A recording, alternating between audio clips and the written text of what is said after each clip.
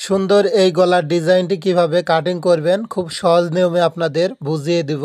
তো প্রথমে একটি ফিউজিং বক্রম নেবেন। বক্রমটা দুই ভাঁজে সমান করে ভাঁজ করে নিতে হবে। এরপর এখানে গলার লম্বা দিবেন। এখানে গলার লম্বা দিবেন 7 ইঞ্চি এবং আড়ের মাপটা দিতে হবে এখানে। তো দেখুন এখানে আড়ের মাপটা দিবেন 3 ইঞ্চি। তো উপরেও আমরা 3 ইঞ্চিতে একটি চিহ্ন করে নিব। এখন একটা স্কেল নেব। তো এভাবে স্কেলটা বসিয়ে সুন্দর করে দাগ টেনে চার কোণে একটা বক্স তৈরি করে নিতে হবে। তো এভাবে এই বক্সটা যখন তৈরি হয়ে যাবে, এখন ডিজাইনটা করার জন্য আপনাদের খুব সহজ নিয়ম বুঝিয়ে দিব। তো এভাবে বক্সটা যখন আপনার রেডি হয়ে যাবে, তো এখান নিচের থেকে 2 ইঞ্চিতে একটি চিহ্ন করে নেবেন। এরপর এখান থেকে আপনারা নেবেন হাফ ইঞ্চি।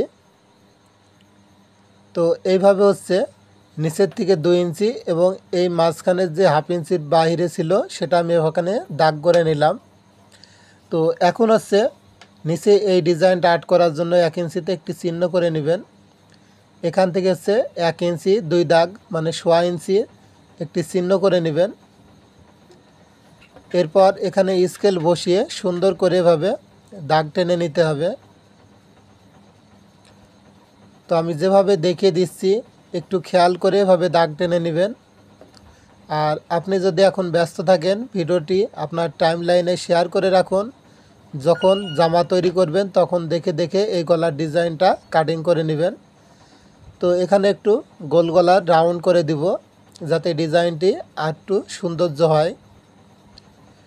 তো এইভাবে আপনারা যে কোনো গলার ডিজাইন তৈরি করে নিতে পারবেন। এখানে বাড়তি বক্রম নেবেন 1 ইঞ্চি। 1 ইঞ্চির বক্রমের দাগটা সুন্দর করে দিয়ে গলার ডিজাইনটা কাটিং করে নেবেন। তো এই 4 কোণা বক্সটা আপনার বডির মাপে তৈরি করার জন্য।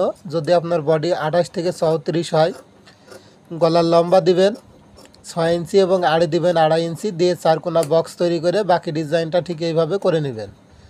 আর যদি আপনার বডি 36 থেকে 40 হয়, গলার লম্বা দিবেন 6.5, আড়ে দিবেন 3.25 ইঞ্চি। আর যদি 42 থেকে 48 বডি হয়, তো আমি যেই মাপ দেখালাম এই মাপ অনুযায়ী গলার ডিজাইনটি কাটিং করে নেবেন। তো ভিউয়ার্স, অবশ্যই এই ভিডিওতে একটি লাইক দিবেন। ভিডিওটি কোন জেলার থেকে দেখছেন অবশ্যই কমেন্ট করে জানিয়ে দিবেন।